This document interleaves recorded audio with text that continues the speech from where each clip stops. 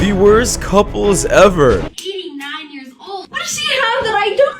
What's going on, guys? Shak-Clips here once again, and the church also mod clips of the worst couples I can find. A like my favorite clip will be at the end, guys, so make sure to stay tuned all the way till then to find it. Basically, we have this woman over here who says she is married while a man approaches her. I'm not sure if she was lying, but if she isn't, she is absolutely cheating. You guys have to watch till the end of the clip. I'm not sure what this man kept on pushing, trying to flirt with her. Maybe he's just trying to prove a point that sometimes women aren't loyal, but regardless, I feel like he should have just stopped the moment he heard she was married. Let me guess. You have a boyfriend. I'm married. You're married? I am. What's your name? Tara. Tara, I'm Nice Juan. to meet you. Nice to meet you anyways. Do you but live here? No, I used to live here though. I'm from Arizona. Where's your ring? Let me see. It's not on. You don't, oh, so you don't take it seriously? Interesting. No, I do. I'm in town till tomorrow. What are you here for?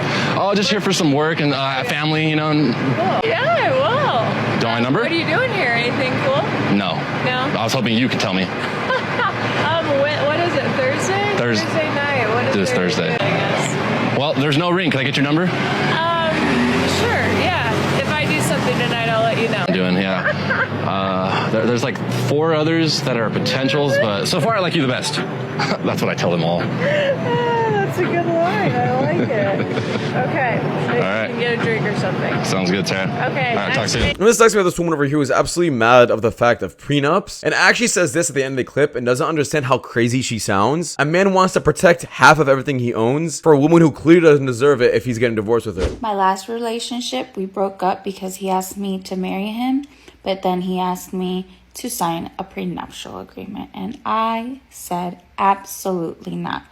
I think that's bogus. I'm not going to sign a piece of paper that says that if you leave me, I get nothing. Like, no, I think that I should have half of everything that you've worked your entire life for. And I think that's fair. And this next one, I guess this man is roasting the Fresh and Fit podcast, and to be honest, he has a point. There's some things that they say that I just don't agree with, and this is definitely one of them. When you're a playboy, you're going to be better at raising the family. Do you know what makes you good at raising a family? Is raising the family. It's called experience, bro. Sleeping with multiple women. Do you know what that gets you good at? It gets you good at sleeping with multiple women. It's like saying, I'm going to learn how to swim so that I can win the 100-meter sprint at the Olympic Games. Like what? Who? Fam, what are you talking about, bro? Where are we going? How did we get there? That's got nothing to do with raising children, bro. And this next one, I guess we have this person over here. They ended up becoming a transgender to a man. And let's just say through the transition, they weren't happy with the outcome of how they were respected as a man. Apparently, they're saying it's very lonely and they didn't understand it was going to be like that. But it's about time somebody actually understands the true perspective of what men deal with. It's a very sad world for men, and not a lot of them realize that. Nobody told me how lonely being a man is. I had closer friendships with random women I met in the bathroom before I transitioned at clubs because of how open women are. I ain't trying to talk to the dude beside me when he got his dick out. What I'm the not fuck trying to is make wrong friends. with you? This man out here crying because he can't talk to other dudes at the urinal. I think you chose the wrong gender, my friend. You're not ready for this life. A lot of trans men feel this is we knew what depth felt like before we transitioned. We knew what it felt like to have people want to hug us. And to have people want to talk to us and have a community. And then you transition and you're just a guy walking down the street that people cross the street so that they're not near you. It's like women who become men and then afterwards it's just, oh my god, The loneliness. This shit's hard. It's like, yeah, man's privilege. A woman becomes a man, it's like, yo, this shit sucks. And this next woman is an absolute queen. Her name is Nadia. And I do feel like she's somewhat traditional for saying this answer. Basically, she started saying about how much she needs for a man to make. And every single thing she said was absolutely spot on. She's going to be a great wife. I just know it. What's your name? Nadia, Where are you from? Brooklyn. How long have you been in New York City? All my life, so 24 years. Would you date a guy that makes $75K a year? Yeah, why not? Yeah. We gotta be humble out here. Maybe he's a good person. Someone who makes 150K or 200 could be a terrible person. Maybe someone who makes 75 is good. What's the ideal income a guy can have? Like, do you care about how much he makes? Ideally, no, but if he's grinding and doing everything he can, and hopefully there's always room for growth.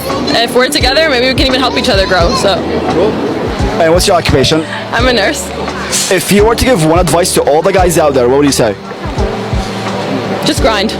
grind, do everything you can. Yeah, I work hard, so I would want that in a partner as well. Now on the topic of a great wife, this woman is not a great wife at all. She understands that body count is a big issue for some men, yet still has a big one. I'm not sure why you did that to yourself. You understand men care about these kind of things, yet still decide to do it, which means this is completely your fault. And I'm really curious about how she thinks she's gonna get married. Does body count matter?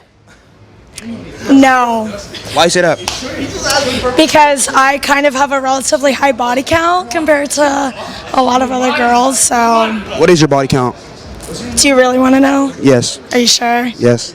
I don't judge. Oh, are you sure? I swear to God, I don't judge. Think you promise? I think you promise. 20. Oh, that's not bad. Compared to a lot of other girls, like, oh my God, 6. A lot of people lie about the body count. I would never. Just because it's like, it's a body count. Who the cares? Yeah. Would you lie about your body count? And this next one, this woman over here was an absolute hypocrite. She says it's bad for men, but it's not bad for women. I'm not sure how she decided to say that. An invention ever made. I don't know if I'm allowed to say this, but Wait, why is that the worst invention ever made?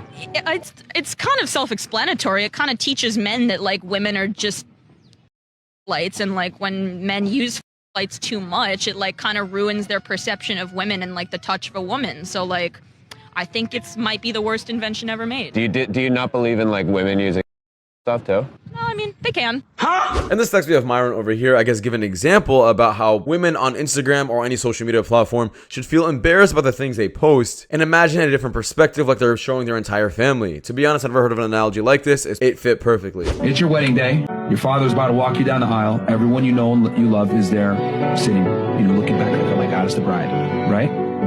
Would you be proud if pictures from your Instagram, pictures from your TikTok, videos of you on the internet, would you be proud if they were played up on the screen for everybody to see? If the answer is no, you need to get rid of it right now and work on getting rid of that digital footprint. Your past really does matter. Might want to take it off the internet. Perfect.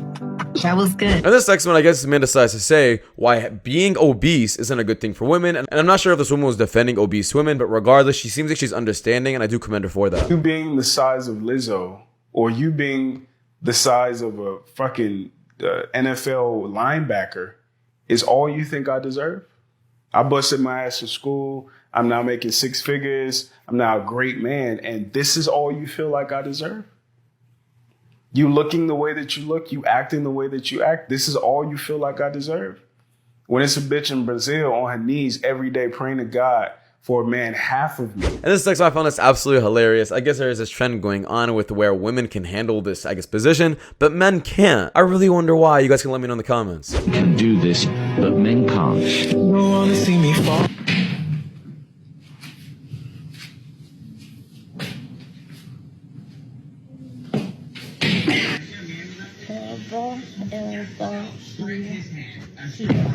No, I can't. No. I can't do it. Do I need to move? No. Okay, you move. Yeah, let me see if I do by myself. And this sucks. I guess this man decides to record this entire fight that's going on. I guess he ended up breaking up the fight because they were too focused on him.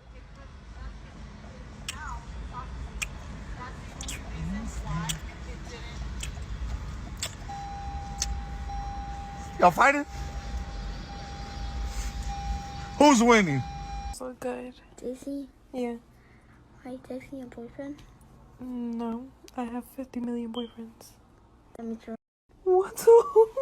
And this next one, this woman decides to make an argument that the reason single moms are single is completely the mom's fault, and it's their fault that the kid doesn't have a father in their life. I understand that there are some situations where being single is better than being with an abusive guy, but how often does that actually happen? You guys let me know in the comments. I don't know what trifling baby mama needs to hear this shit, but your baby daddy is not in your kid's life because of you.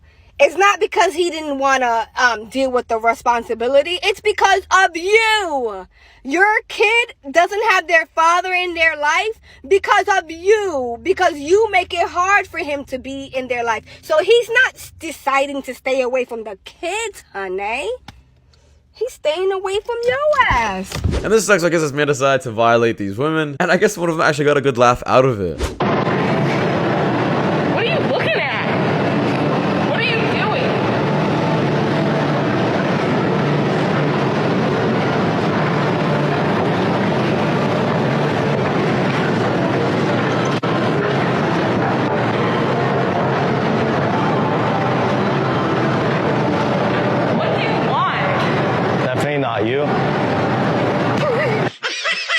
And this sucks when these men end up violating these women, end up saying things like they understand how to be a wife but don't respect their man at all. The moment they ended up saying that, they understood they were in the wrong, and it kind of just proved their hypocrisy in some kind of way. Pay attention to the passport bros. Like, they're getting women that can speak very little English, women that don't have education, women that need them, women that need. They learn everything from birth, from their father, from their mother, how to be a wife and how to support your man. Women that need them. It's not even women that need them. It's women that treat them with respect. So we don't. Y'all know y'all don't. That's not true. And this sucks, so I guess you have Ben Shapiro over here completely violating this person. I'm not sure what argument they were making, but all I'm gonna say, guys, is education and intelligence are completely two different things. I don't care what kind of education you have. I don't care what kind of degree you have. If you're using that as a backbone for your intelligence, let me just say it doesn't work sometimes. I'm a mathematician and a physicist. You cannot tell me. So I have a question. And also, you're not a biologist. So I have a question. I'm 20. As a mathematician and a physicist, what in the hell do you know about human biology? And you got your law degree from Harvard.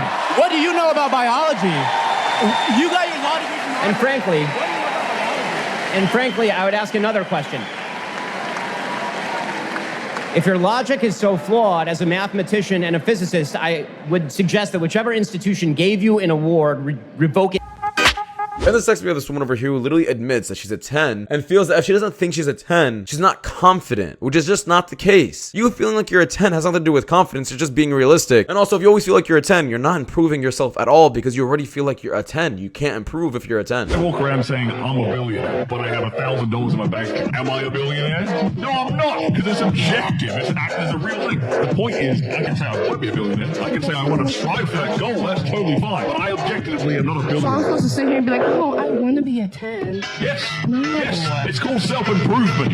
You can't self-improve if you're a 10 and a 10. Okay, so what? Okay, wait. So tell me what I have to do to look better. Tell me right now what I have to do to make myself a 10. Drop the attitude. And this next we have this man over here. He ends up violating this woman so badly, she ends up crying on the podcast and leaves. She knows she's 100% in the wrong and just can't admit it or bear it. Oriented or not, because the truth is, a person's going to stay with you based on your action. Diana, how would you know? Your own reality tells you that because they're not giving you that commitment.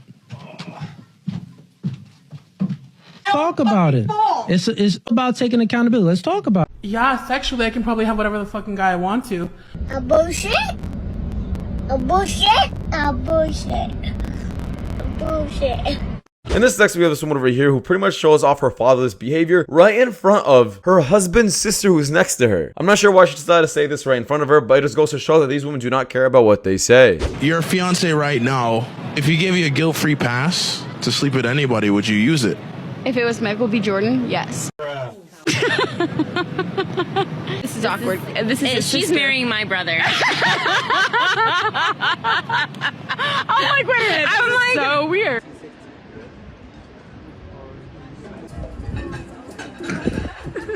And this next, I guess this woman over here gets absolutely roasted by the media. Somebody ended up making this kind of TikTok around her. Oh, you're a s***y.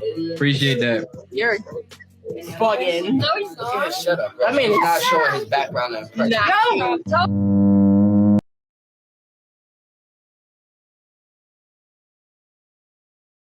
And this next we have this old lady over here saying that men who work out is like, I guess, wasting their time and it doesn't prove masculinity. First off, we're not doing it for that. At this point, we just get criticized for any kind of hobby we get into and we just get bashed for it constantly. Like, who is this old woman speaking? Empowered masculinity by getting people to the gym. Is that masculinity? Big muscles? It's inculcating attitudes that are deeply misogynistic and completely out of date in any normal Western mind. And it's working. That's the problem. Strong men are the backbone of society. I think it's the men that go to war, it's the men that fight, it's the men that protect the women and the children. When you feminize men and you don't have strong men, I think it's much easier for the government to come in and push their ideologies and indoctrinate the family. And this next we have this woman over here. I guess she ends up saying something to this man and he ends up violating her in front of everyone. I'm not sure why women use these kind of terminologies like, can you maintain me? It just doesn't come off as attractive. Like, why do I have to maintain you? You're like becoming a bigger chore in my life. Why would I want that? Larry, whatever your name is, Niangalie vizuri, can you maintain me? Can you maintain me? You're not my type. Sorry. I don't even wish to be your type.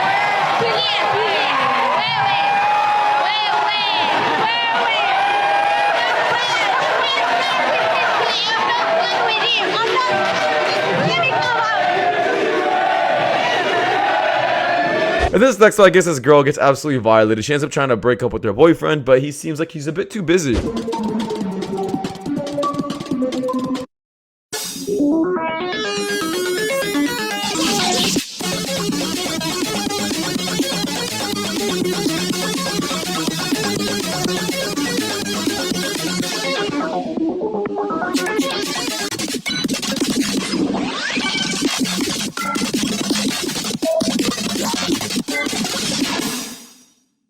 Not on the risk of the list, guys, we have this woman over here who ends up catching her fiance cheating on her. But I guess it was a good deal? I don't know, I still wouldn't want this happening to me. I cheated on you. What? With Mrs. Robinson from down the street. Babe, Miss Robinson's like 89 years old. What does she have that I don't? $5 million. What does that have to do with anything? It isn't. We're $5 million richer. Oh. Well, I was just making some soup. You should bring some over to Mrs. Robinson. That's a great idea. Yeah. Well, that's what you guys so much for watching, guys. In the next one, take care. Peace.